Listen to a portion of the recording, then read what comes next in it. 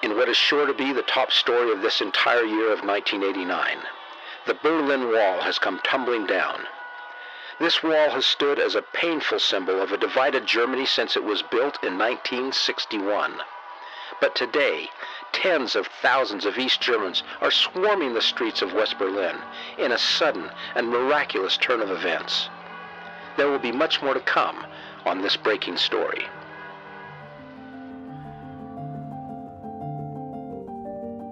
There are moments in history that stay with us that we just cannot forget. These major world events come along every now and then and are subsequently remembered by millions. The fall of the Berlin Wall in 1989 marked the collapse of 40 years of restrictions and hardships for many East Germans living in the German Democratic Republic. This was especially true for Latter-day Saints, who didn't enjoy the same freedoms and access to gospel materials as saints did in other countries. Today we're joined by Tobias Burckhardt, son of Henry and Inga Burckhardt, who were leaders and pioneers of the church in the GDR and are featured in Saints Volume 4. Together, we'll hear more about their journey and experiences as they kept their faith while under pressure from society and the government. This is Saints Volume 4, the podcast. I'm James Perry. And I'm Lisa Christensen. Miracles for the East German Saints. By the time the Berlin Wall was built in 1961, conditions in the GDR were already difficult for many residents, and the church. Although the country had freedom of religion, the government also had strict rules and requirements about how religion could be practiced and what materials were allowed within its borders. Henry and Inga Burckhardt tried hard to maintain positive relations with their communist neighbors, even as missionaries were forced from the country and the government banned almost all Relief Society, youth, and primary meetings and activities. As an employee of the church and mission president, Henry was the de facto leader of the church on the eastern side of the Iron Curtain. Staying on the good side of a government that could be unfriendly to religion while also doing what was needed for the good of the saints could be difficult. Tobias remembers how carefully Henry tried to keep that delicate balance. One of the challenges that they faced was they wanted to make sure that they didn't do anything that would weaken the faith of the members and anybody who they came in contact with. They were very conscientious about making sure that they did not come across as having any more benefits by virtue of essentially being employed by the church. But things were essentially very scarce. And I remember you had to wait for 16 to 18 years to get a new vehicle. You had to put your name in and then you had to wait and just sit there and be patient. And it looked like the opportunity came to get a Japanese vehicle, a Mazda. And we got a letter in the mail and please report to the car dealership, there's only one in town and they took care of everything. And we were thinking, well, what if it is one of those Japanese vehicles, which was very desirable?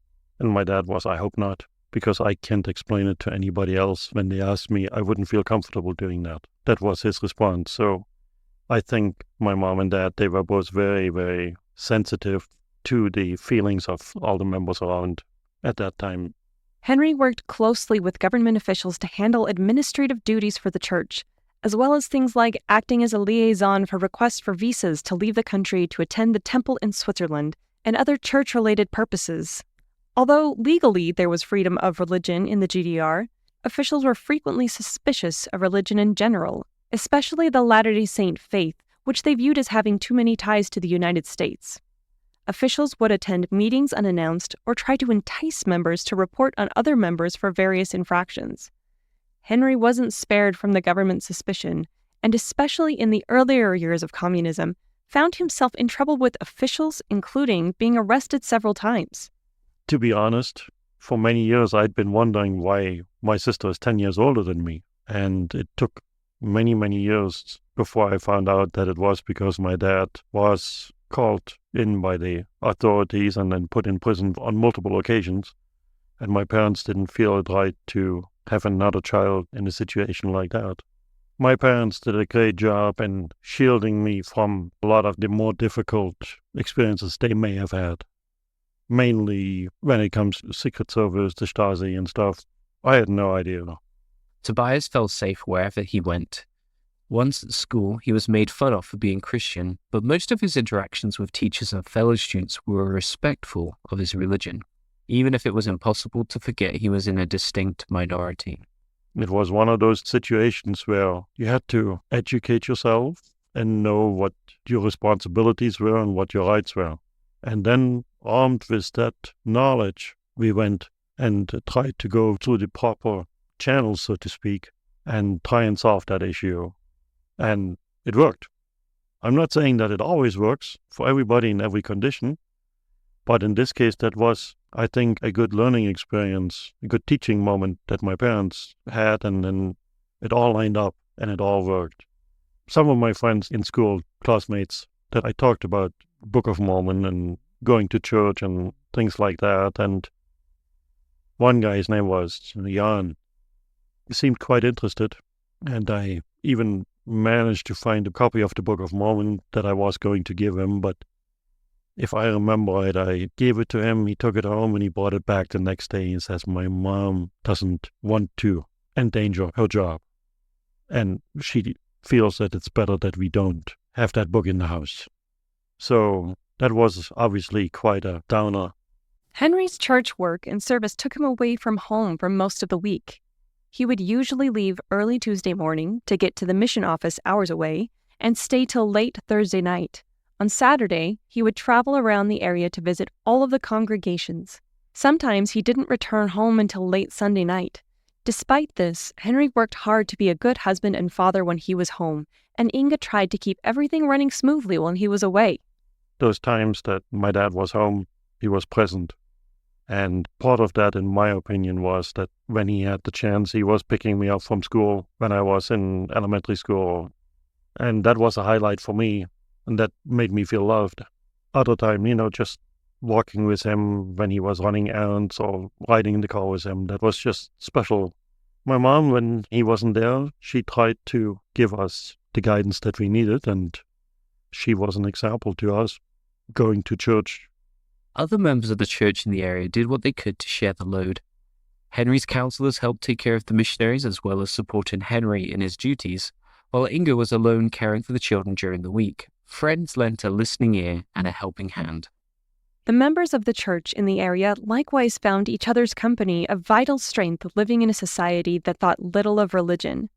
Through the years, some of the rules about church-centered meetings and activities loosened. Although some saints still feared retribution or social ostracization from being associated with the faith, it became safer to be a member of the church. Obviously, each member had to decide for themselves the extent on how they would live the gospel, which is nothing different than it is today. But I think having members of your congregation to rely on and to meet them every Sunday, that was a highlight for many people.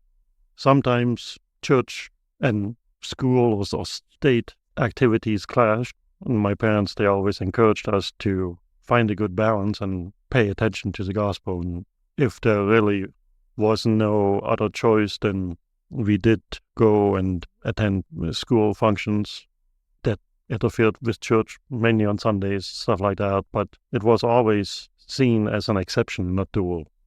Still, interactions with government officials could be fraught. Many times, Henry was faced with a choice between what was righteous and what was permitted by law. Getting materials such as lesson manuals into the country was at some points almost impossible, though fortunately the Bible was available in the country. As Henry tried to balance the needs of the church and the saints with the suspicious eye of the government, he often relied on the Spirit to help guide his words and actions. They were trying to live the gospel to the best of their ability, and I think that made life a lot easier. I remember hearing the story that my dad was called to Berlin because the church was trying to print family group sheets so that all the members could do their genealogy on that family group sheet. It says other marriages. And government, they said, "No, Mr. Burkhardt, why does it say here other marriages? Are you talking about polygamy?" And word has it, as my dad, he looked them straight in the eye and says, "Have you ever met anybody who lost their spouse due to death? Or maybe they got divorced and married somebody else? wouldn't that be another marriage? And they looked at him and said, we didn't think about it that way. In 1975, Henry and Inga traveled to Salt Lake City to attend General Conference. 3 years before, only Henry had been approved for a travel visa to go to conference. Officials were reluctant to let both members of a couple travel outside the country at the same time for fear that they wouldn't return. This time, Inga's visa request was also denied, but Henry and Inga appealed, and church leaders in Salt Lake City offered a special prayer in the temple, asking for her visa to be approved. It was. During that miraculous trip to Salt Lake City, Henry and Inga attended conference and learned about the growth of the church worldwide.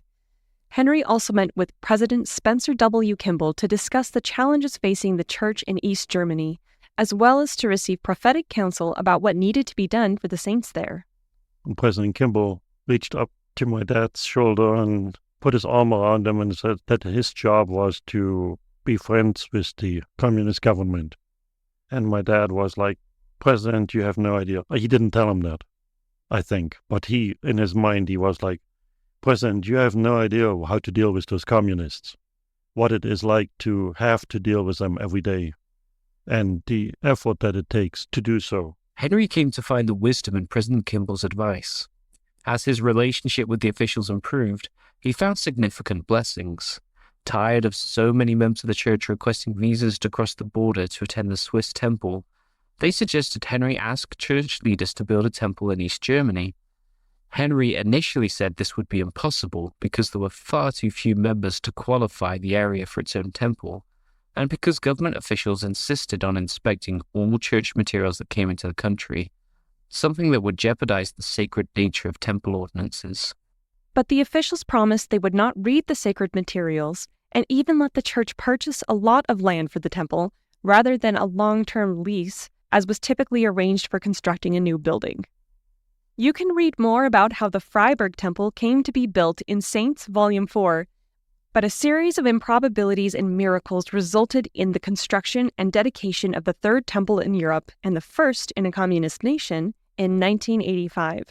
Henry and Inga were called to serve as the first president and matron of the temple. Tens of thousands of people attended the open house, and it continues to be a landmark of faith for people today. I've heard in his words that he actually believed that if he had been more humble and more willing to follow the counsel of the brethren, that the temple would have been built a few years earlier.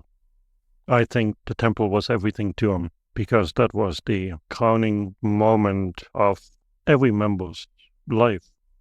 By the late 1980s, rules in the GDR had relaxed enough to let some members, including Tobias, serve missions outside of the country. Missionaries from other countries were also allowed to serve in the country for the first time since the wall went up in 1961. In 1989, Tobias was called to serve in Salt Lake City, Utah, one of the first from the country to do so. The apartment where he and his companion lived overlooked the Salt Lake Temple, and it was amazing to him to have a sacred place of worship so close and available. Tobias was still in the first year of his mission service when he got some unexpected news from home. Not from his parents, but on the news. My companion, Elder Turley, and I were serving in the Sandy Central Stake. And I still remember that morning we had an appointment with one of our ward mission leaders. It was in November of '89. And we knocked on the door, and his daughter was at home, and she opened the door, and as we were climbing up the stairs into the living room, I heard the TV on and the German chancellor speaking. I get up there and it's the missionaries, and he turned the TV off. So he turned it off and said, did I hear the German chancellor speak? And I said, yeah, haven't you heard? I said, heard what? The wall came down. I said, what wall? The Berlin Wall came down. They opened it up. I said, yeah, right. And he said, no. Let me prove it to you. Turned the TV back on, and my companion, he got all nervous. He says, we're not supposed to watch TV. And I said, Elder, I'm sorry, but this is important. So we listened for a few minutes, and I'm like, wow. When Tobias and his companion returned to their apartment, they found the mission president had left a message on their new answering machine urging Tobias to refer any questions from members of the media to the mission president rather than answering them himself. Although no reporters ever tried to call him, he also didn't hear from his parents. People kept asking me, so how is it different? And I said, I have no idea. My parents are not talking.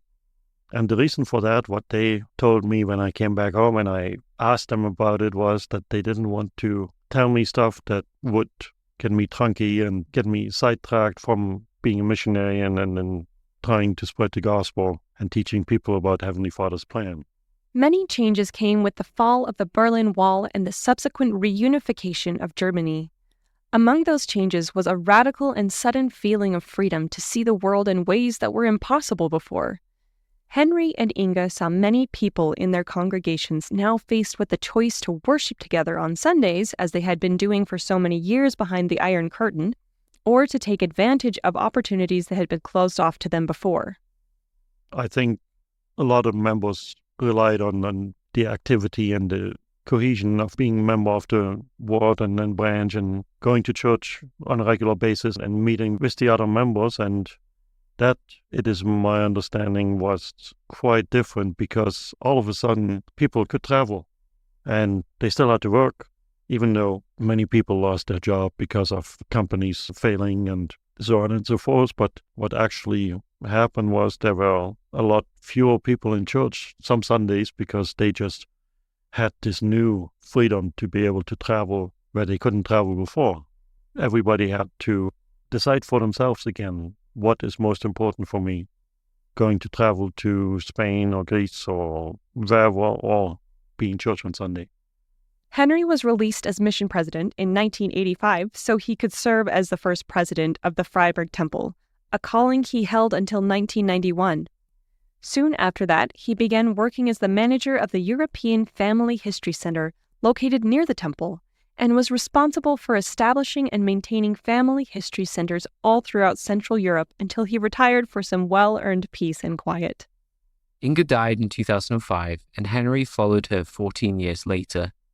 At memorial services for each of them, many whom they had touched came to share memories and testimonies of how the Burkharts had buoyed them up during a difficult time. I think that was one of the humbling experiences when my mom passed in Leipzig. We had a memorial service for her. It was like having a mission conference. So many people took the time to express their condolences and mourn with our family.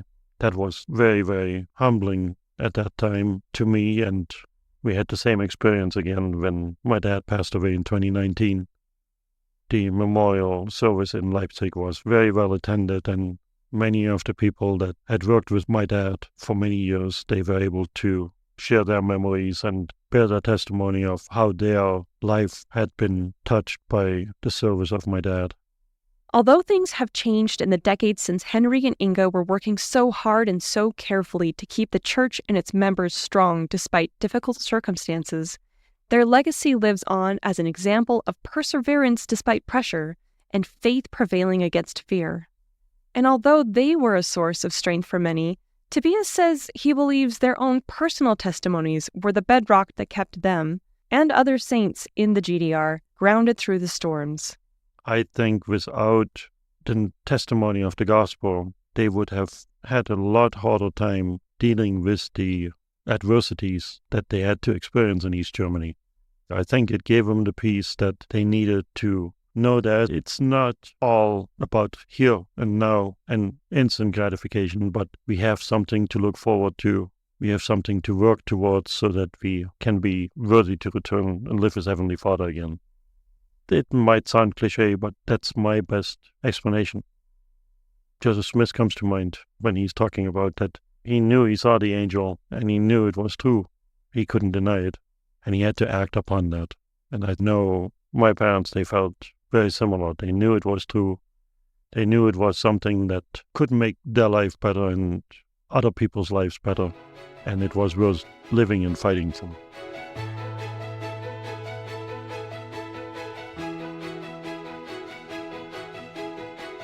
Thank you for listening to this episode of Saints Volume 4. I hope you come away with new insights, perspectives, and appreciation for the history of the Church. If you'd like to share those thoughts, we'd love to hear from you. And you can email us at saintspodcast@churchofjesuschrist.org.